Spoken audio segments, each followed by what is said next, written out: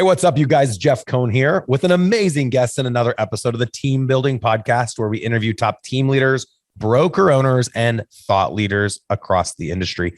We have Mr. Matty Aitchison on the show with us today, Matthew, to be formal. Matt is hailing from Sacramento, California. Matty Aitchison. Welcome. Welcome to the show. That was my own crowd cheering. Yeah, my hot breath coming into the mic. Ooh, I'll start off with a really morbid detail that my daughters told me about. They heard it on TikTok. I don't know if it's true. Evidently, when you hear the laughing track on shows today, there's still shows that will throw a laugh track in there.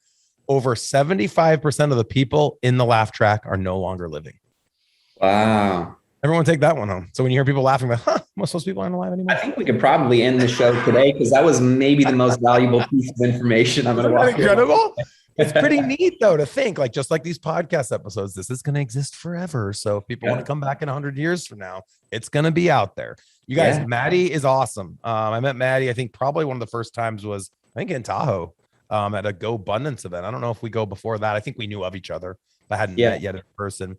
And he's one of those people that wants to learn and fail forward. And he's a family guy, father, husband, businessman, entrepreneur. Matty, I knew you when we were still talking about our real estate teams. I came out, visited him maybe 4 or 5 years ago in Sacramento. I remember checking out your team and you were kind of going into more of the investing side.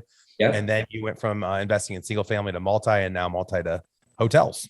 Yep. So we'll get into some of that stuff. But before any of that, Matty, what do you like talking about? Man, I mean, right. You know me. I think anything that is thought provoking and gets my mind and my wheels turning is always. I'm a student of life. I always tell people, like, I'm a student of life. I'm always looking for my next teacher, whether that is the gas, attendant, the grocery clerk, the best CEO in town, my daughters. I'm just a naturally curious person. I like to ask a lot of questions. That's part of why I have my podcast. I've been doing, the Millionaire Mindcast. I think we're on like almost 600 episodes and 5.5 years later. Wow. And I still get excited to get on the mic and ask questions to hear, what are people thinking? What are you doing? What's going on in your world? What challenges are you, overcoming and working through right now? What are the things that you're crushing it at? And how can I kind of extract some of that and bring it into my own world? Because I think everybody has unique goals, unique timelines tied to those goals. And, the people that I find that are often the most successful and often the most interesting are the people who are usually the ones that are asking the most questions and just listening and kind of shutting up. So I love talking about, obviously, a lot of what's going on in the world right now, and being that things have really accelerated and pivoted and adapted and evolved so quickly over the course of the last year. Especially with a lot of the challenges, seeing how people have pulled silver linings out of those and applied new priorities and new principles and new practices, not only to their business, but going far beyond their bank account, how they're prioritizing their families and their health and their communities, things that really maybe were just kind of on the shelf or, not necessarily at the forefront of life and having spotlights on them. It seems like this all-inclusive conversation is really something that is becoming more common for people nowadays. So it's really fun to other people. Yeah, through the pandemic, and it's interesting you brought this up. We haven't talked about this a lot on the show, but through the pandemic, I would say people were almost forced to go find their purpose. And they said they saw there was an increase in divorce. There was a huge demand for real estate. I think people started recognizing, hey, if I'm going to work from home, I might as well upgrade and get something a little bit nicer. But I think people were also forced to ask themselves, how do they want to spend their extra time? Because they realized they didn't need to work 10 hours at the office. They could work 6 hours from home and have 4 extra hours. And that's why it's so hard right now. I know I just bought a used boat and it took me 3 months to find a boat. Every time I'd call, they were gone, just like real estate. And it's the same thing for everything else that you'd want to have in your backyard: trampoline, swimming pools, all the things that people want to do with their extracurricular time. If you live in a place like I do in Nebraska, where there's not lots to do in the mountains because they don't exist. A lot of people, despite what Children of the Corn show, I don't see lots of people running around cornfields. And so, you got to find things that you enjoy doing, especially as a family. And that always is somewhat of a challenge. So we invested in a boat. So share us that part of your life, Matty. You do a great job on social media, sharing your life with people. Some people only stay in one lane. And as you said, multifaceted leaders, I think, are the best because they show their real life, not just their work life. the work-life balance, I know matters a lot to you and I. So what are some of the things you're doing to keep your family engaged? I mean, that's probably the most important thing to me. And this is one of the reasons I think why you and I love each other so much and connect on so many different things is, we're not going to lie to each other and say that we're not money motivated, because we are.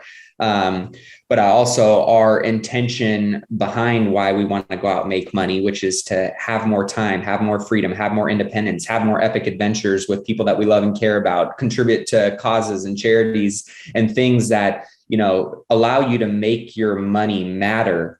Those are the things that I'm very excited about learning and hearing from others' journeys, what they're doing. And fortunately enough, I've been surrounded by a lot of people. I think we all know kind of the two different types of millionaires, right? The one that is a financial killer. They work 90 hours a week. They're bankrupt in their health and their relationships with their kids and their marriage and their community. They only care about money. They're crushing it. They're crushing it. Including all their personal relationships. And then there's the people that, not only are killers and financially abundant, but they are millionaires in all areas of their life. They put as much purpose and intention, if not more, in their marriage, in their relationship with their kids, in their ability to travel and create, epic memories and experiences and make an impact. And so those are the things that I feel really fortunate that as I got to see and be exposed to a lot of that before I was even there in some of those areas, before I was married, before I had kids. Mm-hmm. And so I was really able to get clarity in what I wanted that to look like for myself. And now as I've kind of grown into that, I get to really execute on those things and make sure that not only am I saying those things are important to me, but that my actions align with those things. The video and the audio are in sync. And, I really like that. And that's really why I like to share a lot of my journey and my life, because one, I want to make sure that I'm not just talking that message and being that messenger, but I'm living it. The second piece of it is by doing that, by giving a window to people to peer into my life, to peer into my thoughts, to peer into how I live and what I do. Part of that is I get to attract other people that authentically and genuinely feel that same way. And so it's a great connection tool at the same time. So those are things that are really important to me, is to be able to show those things, to be genuine and authentic. I think those are the people who are ultimately going to win and, attract the right people long-term. And I also want to make sure, most importantly, that, my kids are at, I look at life and priorities as kind of like a totem pole. And my wife and my kids are at the top of my totem pole. And I want to make sure that I am living that, and I am showing them that even though I say that to myself, I say that to other people, I say that to them, they feel it, they get to experience that. And so it's been really cool throughout the course of this last year. I felt like, I was very prioritized and congruent with what my core values and my mission is.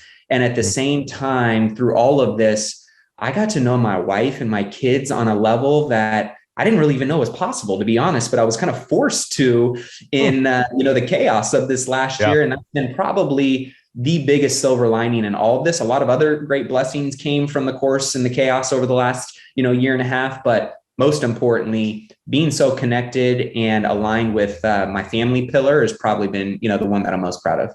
That's awesome. We were talking right before you jumped on a little bit about that and how it's hard. Not all of our business ventures are such that we can actually introduce our families to them. We were joking even about flip properties. Like, there's homes I don't want my kids to be in the neighborhood sometimes.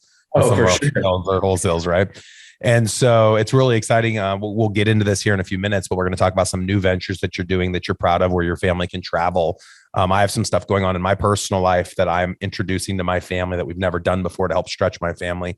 And I'll invite that into the conversation here in a few minutes. But before doing so, if you guys haven't taken the opportunity, please go out to iTunes and give us a 5-star review. We're working on getting over 1,000 reviews on iTunes so that other people can gain all this amazing value from podcasts like this one. Give Maddie a shout out. And then Maddie, if you don't mind, for those that didn't catch it and didn't want to hit rewind, what is the podcast that you've created? I know I've been on your show as well, and you guys do an amazing job with that.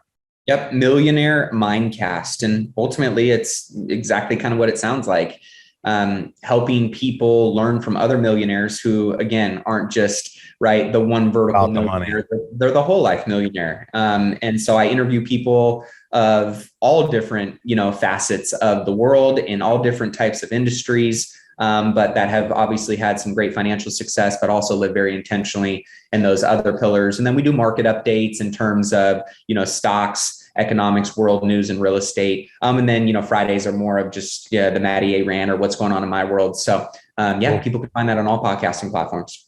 Check that out, you guys. I attest, Maddie's the guy. And like he said, he's paying attention to the people around him that aren't just millionaires and that's all that matters in their life, but lives that are lived with purpose. And I think that's a big deal. One of the things I found so fascinating is I've rubbed shoulders now with a lot of high net individuals.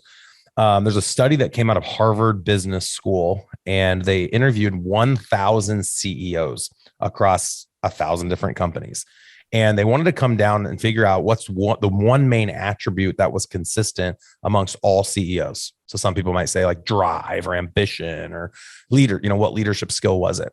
And what came out of the study was essentially they found that self-awareness was the attribute that was linked amongst all highly successful individuals. And as you shared your story, a lot of people probably didn't catch it. But Maddie said he loves asking really inquisitive questions pertaining to the issues he has that day or that time in his business or in his personal life, and then listening to answers. And I know we shared this story, and I'm going to share it again, but we shared this story on the last time I interviewed you. And Maddie and I were on an adventure trip for a few weeks in Vietnam. And of course, we had created space in our lives financially to be able to do a trip like that. But I remember I was engaged in a conversation about my marriage with one of the other members, and Maddie sat and listened for over an hour. And it was a long hike. I want to say it was a 127-mile hike in the jungles of Vietnam. And so there was a lot of time to talk about a lot of things. And I remember at the end, Maddie brought it up in we all had time to talk in front of the group. And I remember you talking about all these takeaways, and you were listening to someone who had been married at the time, I think I'd been married about 14 years.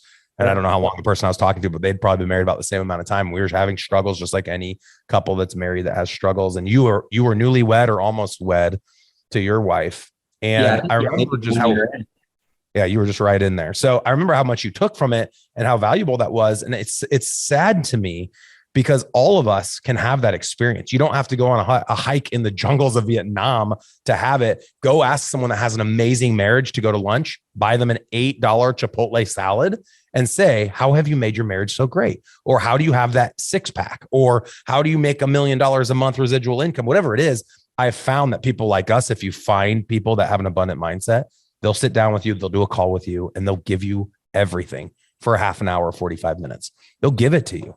The problem is that having the information is just one easy part. The hardest part is then applying that information, making it a practice in your life. Yeah, I think the self-awareness piece that you talked about is people that are always looking to level up, they're seekers, right? They're always looking for that next thing. What's the next edge I can gain? And oftentimes it's not the next what you need to do. It's the next who you need to know that can open the world to maybe what the what is. And, I'm a big believer we grow into the conversations, the environments that we surround ourselves with. I've been a product of, not so great conversations, not so great environments, and the alternative as well. And those have been things that have completely, set me on two completely different trajectories of life. And so taking that audit and being self-aware of going, man, this last quarter wasn't a very strong quarter in my marriage or in my business or in, my relationship with my kids or whatever it may be. The self-awareness piece is the biggest part because, when I was consulting and working with a lot of different people on the coaching front, that was probably one of the biggest pieces of people having their head in the sand, maybe not knowing it, but oftentimes knowing it and just not wanting to do anything about it. And so that curiosity and self-awareness piece, I think, is such an important thing because it creates that space for you to, one, become self-aware, and then two, based on what your goals are, actually do something about it and take accountability for it.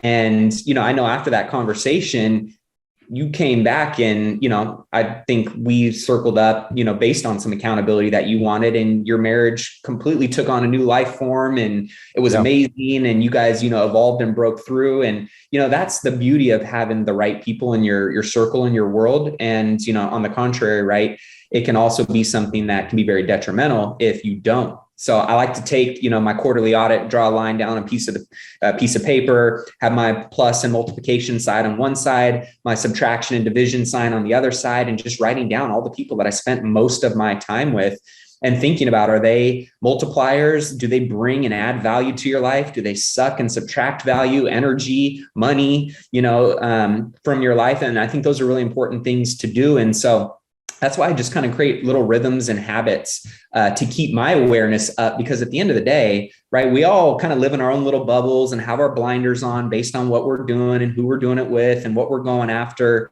But it's important to look up and to kind of take inventory of what those things are and who those people are, and know that you can either, and by doing that, you can either identify, hey, I need to scrap this. This is a distraction. This is not aligned with my North Star and where I'm going. This is not congruent and synergistic with who I say I want to be, what I want to achieve, who I want to be around. At the same time, you can be like, damn, I'm crushing it. Like, I need to double down on these relationships, or I need to double down on this strategy. That awareness just empowers you. There's no silver bullet to success. I think, like you said, the most important piece is just being aware of when you're winning and when you're losing. Know where you're at in all areas of your life. Yeah. And I think that people's greatest fear is to take that gut, to do that gut check, to take the step away and say, am I where I want to be? And for whatever reason, I feel like so many people in society are programmed to take the step away to ask, am I where I want to be? And when they discover that they aren't, to tell themselves there's not a path to get there. There's not a solution. And then to start creating excuses so that they can feel okay with not adding more agents, with not building a system, with not investing, with not losing weight, with not having a good marriage, with not getting remarried, whatever the issue is, they'll make excuses. And so one book that motivated me the most, I get asked this question all the time. Why am I how I am? Why am I never satisfied with the status quo? Why am I always trying to perfect every little thing? It's the top 5 regrets of the dying. I read it at a young age. I was in my mid-20s. And it's not the book in and of itself, but it gave me a perspective I had never threatened myself or dared myself to think about. And that is the perspective of a person that doesn't have very many days left on the earth. So if you knew, and it gets morbid and depressing, but if you know you just have a couple more weeks or a couple more months or a couple more years, how would you live your life? And why wouldn't you live your life that way today? Despite the fact that none of us know the day, most of us should not know the day. Why would you not do that now? And it seems hyper aggressive, but I'm not saying, like, let's say weight loss is the goal, that you have to go run, 5 hours a day and go crazy. What I have found, and Maddie will confirm, the people that succeed at the highest level do very small and simple things consistently over 10 years, 20 years, 30 years. They do boring things consistently over a long, long period of time. Success is not won in a day. And I invite the listeners and your listeners alike to embrace the suck. Like you hear, I think the SEAL team says that. And enjoy the journey, because at the end of the day, when you look back, you don't care about passing finish lines. Finish lines don't exist. That's fake. We're told that they do. They don't. There's always a bigger deal. There's a bigger opportunity. You're never done until you die. And so I always tell my listeners, like, enjoy the journey, man. This is the fun thing. This is what you're going to look back on. If it's not hard, you're probably not stretching yourself far enough. And I watch you, Maddie, and we'll get into hotels now because we already put the carrot out there. That's what we're going to talk about, which is a unique conversation. I don't hear very many people come on and talk about it. But the thing that I've found so unique about you is you were doing great financially with your real estate team and decided to start investing in real estate. You were doing great investing in real estate and then started holding real estate. You were doing great holding real estate and then started doing hotels. And now you're just doing, I don't know where you're all in, but I think you're doing almost all of it. And you're still growing and forcing yourself to do bigger projects and stretch yourself further. And I think the words exactly you used before we started recruiting was something like the big boy project. And in your perception, the 130 unit hotel is a big project. There's people in the world that if it's not a 10,000 unit project, they want nothing to do with it. And that person simply has evolved further along the way. And it's fun for me. And as a thought leader, as a coach, as an influencer, I want to see people in a position where they feel stretched. And I don't care if you're a brand new agent and it's your first prospecting call, or you've been in sales 30 years and you're making a call to a Fortune 500 company CEO. As long as you're stretched, you're living. And I feel so bad for so many people that I don't think are living to their greatest extent. And it doesn't matter if they're the same as me. No one's going to be like me. No one's going to be like you. The question is, are you becoming the best version of yourself in every area of your life in a little way each and every day? Yeah. Talk to us about hotels.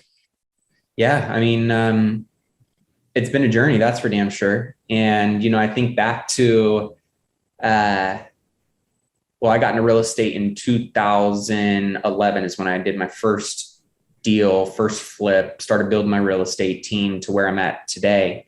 And it's funny, my wife and I were talking about it. She's like, man, I remember when I met you and you were literally like doing open houses every weekend and door knocking houses every day.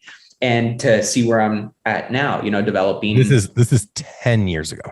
10 years ago. Yeah. 10 years. 10 years ago. And so it's been amazing, right? I look at I stole your flex until now where you're developing.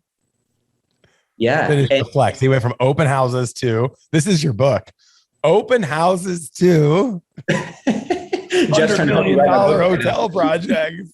And it's amazing, right? Because I think for me, like you said, there is no finish line. I just want to continue to be stimulated, to be fired up, to wake up every day and go, man, I'm so lucky. Like my definition of success is not a certain level of net worth.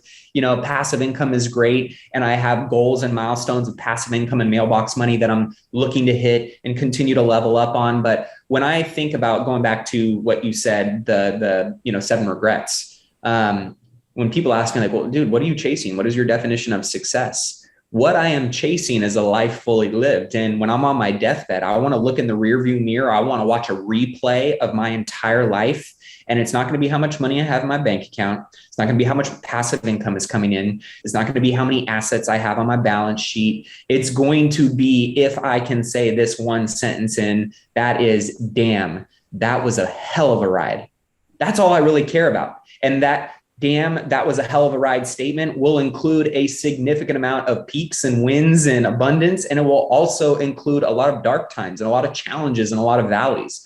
And that's part of the journey. That's, to me, a life fully lived. And so that's what I'm chasing right now, to be completely honest. And that's what I have decided I will continue to chase. Now, what is the vehicle that I do that through? Well, that's continued to evolve. And so it started off as being a realtor and just trying to get my first sale, to then starting to flip houses, right? Then to holding real estate, to now, buying commercial strip centers, and to building and developing hotels. And really, I fell into hotels on accident, to be completely honest. It was somebody who, through my brand and through my network and podcast, said, hey, I've got this great opportunity up in Lake Tahoe. It's a distressed, piece of real estate. And I'm like, cool. Yeah. All right. I'm going to buy, this hotel. It's going to be a passive investment. And that was as far from the truth as possible. The one thing about hotels and really just hospitality in general, it's still a real estate asset. It still has cash flow. It still has tax advantages. It has all of the normal benefits and things that many investors love about real estate, which was my mindset at the time. But what I didn't take into account, that this is a living, breathing organism, 24/7, 365. We have people in and out. We have hotel employees. We have a brand to uphold. And so it was really an operating business. And when I got in there, I got baptized. I got my ass kicked in a way that was humbling. And it was also one of the best things that ever happened to me. Same thing with COVID. That was one of the best things, even though I was like, shit, this ship's going down, man. It was also the best thing that happened. And we not only rebounded and recovered, we crushed it. So that is something that, you never know when your darkest moment is also going to turn into one of the brightest spots in your life and be something that fuels you and charges you in a way that you could have never imagined possible until you just get in there. And so I know there's a lot of people that always have the fears and the doubts, the what ifs. And I can totally relate to that. I think for me, I look at fear now. I've totally changed the psychology in my brain of every time I feel that fear, the first time I ever got in front of a microphone or stood in front of an audience full of thousands of people or made an investment or did X or Y or Z, I now look at that as a call to adventure and go, whew, all right, I know I'm going to learn something about myself in this experience. And I lean into those moments. And especially when you do that more and more and more, like when you were scared of something, anybody can relate to insert X or Y or Z that you were scared of. You did it anyways. You got through it. You look back, I still got a pulse. My wife still loves me. My kids still think I'm the coolest dude on the planet, right? I'm not, completely. That goes away, by the way. Broke. And I'm thinking you're cool. We'll last about another 2 years. And with that being said, right, you go, okay, I can do this. Fear overcome turns into confidence. And so now my psychology around these things is I'm going to figure it out. And it creates more opportunity, and it opens up the landscape of, one, what is physically possible for you in your world, but also mentally what you're capable of taking and, chewing down, kind of the one bite at a time, on the elephant analogy. So that's really what my hotel journey is looking like right now. 3 hotels. We're working on the development of the 4th. And the hospitality piece is so cool because, I was telling you, my strip center right around the corner, I can't go and take my kids to experience and have fun at the liquor store or the dog washing place, but I can take them to my hotels up in Lake Tahoe and create epic memories and experiences, not only with my family, but do that for other people. And so that's a component that I really love and enjoy about hospitality, whether it's a hotel, whether it's a little tiny boutique lodge, whether it's a short-term rental Airbnb in a location that you want to go and visit and enjoy with your family and rent out, to other guests in other parts of, the timeline. Great. That's all awesome things that you really can't get in maybe other asset verticals or classes in real estate. And so that's been something that's been really, really fun and something I'm really enjoying about this, season of my journey. I love it, man. And I'm doing the same. I put it out there, so I got to finish a sentence. Like you, I'm not doing hotels yet. Might look at one of your deals here soon. But my investment partner, Clint Bartlett, and myself are looking at vacation destinations for cash flow opportunities that don't cash flow a ton. It's more of just having nicer property that we can go stay at ourselves and bring our families, get our families more involved in the investing side by getting them excited about that. The most recent adventure, I said I bought this used boat in Omaha. It's just a small 22.5-foot speedboat. But my brother and I are looking at purchasing a catamaran, 40 to 44-foot catamaran, and sailing it around the world. And we're going to do it over the next couple of years. And I had never even heard this strategy before, but you can essentially buy a boat, sail it a month or 2 weeks, leave it in one destination. Like, let's say you sail to Fiji, fly home, leave it there until you're ready to go to Fiji and keep on trucking. And what I'm excited about with the strategy is my family's always traveled. We've done tons of international travel. They want to travel. And this will give us an excuse so that we can fly out, sail for a little bit. They'll fly home. And then my brother and I would continue on for a couple more weeks. But if anyone that's listening has any sailing skills and wants to hit me up on that, I would love more information. But I also want to share with the audience, before I jumped on today, to prove that what Maddie is saying is true. I have a boat in Alaska that I rent out once a year, and I extended an invitation to Maddie. It took him about half of 1 second, and he's like, yeah, I'm in. And the thing that I find is when you put yourself in a position where you can surround yourself with millionaires that are like-minded individuals, and they present you with opportunities, you say yes. And I don't believe in the say yes to everything. Actually, I say no more than ever now in my life. But you say yes when it helps you answer your deathbed cry. And Maddie said it perfectly. He wants to look back and go, damn, that was a hell of a ride. So now he can ask himself, would the trip in Alaska with Jeff Cohn be a damn, that was a hell of a ride? Would the new adventure in San Antonio be a damn, that's a hell of a ride? And so you can live by the mantra when you get asked to speak. I was scared to death. I spoke at Keller Williams family reunion in 2020, right before the pandemic, and was invited by Gary Keller to go up in front of like 22,000 people as part of a panel. And I was scared. People are like, dude, why are you scared? You speak all the time. I'm like, it's scary. It's a lot of people. I don't want to let anyone down. I want to do a good job. And for me, it wasn't just, oh, he did okay. I wanted people to think I did a great job. I wanted to bring a lot of massive value. And because of the self-awareness, it sometimes can be a double-edged sword. So in closing, Maddie, thanks again, obviously, for coming on. You always do such a great job. A lot of people listening, they are just building their team for the first time. They are just getting invited to go speak at their brokerage for the very first time. What would be some of the things you feel like they could do in their lives to help them prepare for some of these challenges, some of these pits that you talked about? Because there are the peaks and valleys. Are there any books that you'd recommend, any podcasts you'd recommend, any mastermind groups they could potentially look into in their city? Yeah, I mean, I think the answer is yes to all of them, right? There's so much access to information. If anything, I would say it's access to a circle that is going to be the game changer for people, because those people are going to have the right information, the right podcasts, the right books. And so for me, what I always start with is going back to are you clear on what your vision for your life or for your business or for your family? And, I just kind of use the overall umbrella of like, are you clear on what that vision is? I call it my North Star.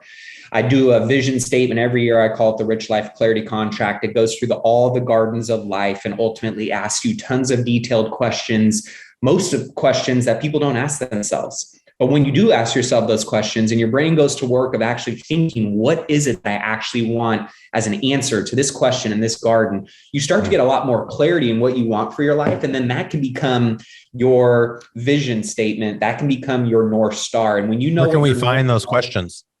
Sorry to cut you off. Where can we find those questions? Yeah. So people can email me at matty@millionairemindcast.com if they want those. It's just really a question list that I do for myself.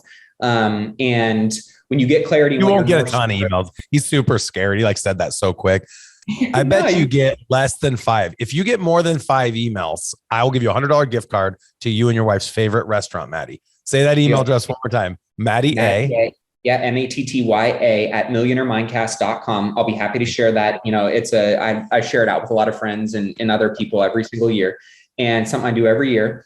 And that becomes your North Star. And what's cool about that is talking about self-awareness, right? When you're clear on what it is that you really want for your life, it becomes so much easier to say yes and or no to the right or the wrong things that are either distractions that pull you out of that vision and away from that vision, or it gives you the ability to say, hey, this is congruent with where I'm going, what I say I want for myself. Yes, I'm in. And so I think that's probably step number 1, get clarity in what that North Star is. And then, right, you can start aligning with relationships, experiences, opportunities that are synergistic with that and serve that instead of pull you away from that. Because that's the biggest challenge, especially for people like us as entrepreneurs who want big lives, big bank accounts, big businesses, right? We look at all of the things that people are doing and go, well, I'm a talented individual. You can be good at a lot of things, but what can you be excellent at? What can you be world-class at? And that's where I think a lot of people ultimately that becomes the ceiling for their life and they never break through that. And so when you can get clear on what that is, it becomes so much easier to break through ceiling after ceiling and make it floor after floor as you continue to level up and have those stepping stones, those breadcrumbs that are moving you towards that vision of life. It's that self-awareness piece. Let me share one last thought surrounding self-awareness. And this, I never even considered this until I joined GoBundance and I'm building out all these bucket list items and my vision board and what I dreamed my life would look like the next 12 months to 5 years. All of us think of a vision board, right? You've heard of all the MLM companies. They'll get people to cut stuff out of a magazine. You have these vision boards. And we encourage all of our agents and staff across all of our businesses to create these boards every year as well. Kind of like Matty said, is the North Star. The thing that most people never recognize and or have never personally experienced is that board is only meant to serve the next 12 months to 5 years, depending on what goals are on it. The real purpose is to remove the things you accomplish and add new things. So never in my life. Perfect, Matty. Share with us. What is that? This year's? Yep. So this is my 3-year vision statement. I also have it framed up on my wall. So digital images that represent your goals that you then can put on a screen or print it off. If you go to YouTube and type in Matt Aitchison digital virtual vision board, actually that will take you through the Rich Life Clarity Contract, will help you get clear on what that vision is. And then it shows you exactly my process of how we Google the images, get them all into one cool little thing like this. I have it 1 in my office. I have it 2 on my desk. I have it in my gym bag. I have it in my car. I get intimate with this vision every single day. I'm in proximity to the things that I tell myself I want. And dude, it is insane. I got so I don't know if people can see, I got a new car this year. I just bought my 3rd hotel up in Lake Tahoe waterfront. I built out my wife's dream library, closing on a big commercial building. We're going to Disney World this year. My stock portfolio is crushing it. I'm in the best shape of my life right now. I've got meal planning done. My YouTube channel is doing great. My wife and I took a jet set. I helped my mom buy a car this year. It's unbelievable. Everyone hates Matty right now, and you shouldn't hate him. The thing that's fascinating about this is he didn't pick that this year, and then all those things happened. Those were on his vision board 5 years ago, some of them. Mm-hmm. And those have been things you've been working on and grinding above your head, says the grind, over and over. But the thing, Matty, that I didn't recognize, and I'm a fairly self-aware person, was that everything you have on that board is going to change next year. And And so imagine how much bigger Maddie's life goes next year. And then the next year, he says he's in the best shape of his life. But in 5 years from now, he might be in a shape that he never could vision. And it might be a mental shape. It might be a different aspect of what physical shape means.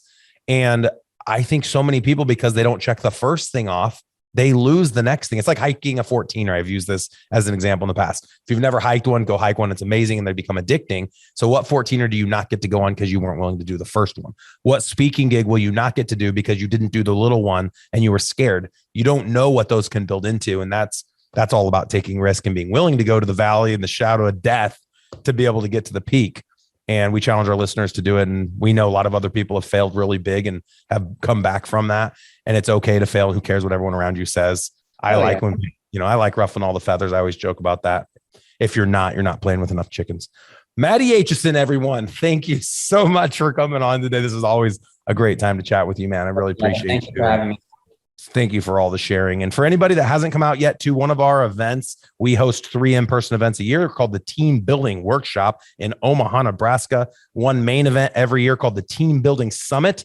We can sell tickets right now for next summer's Team Building Summit. Be sure to go check out that information and learn more about our team leader coaching product, our investor coaching product, our individual agent coaching product, all at eliterealestatesystems.com. And until next time, thank you, Maddie.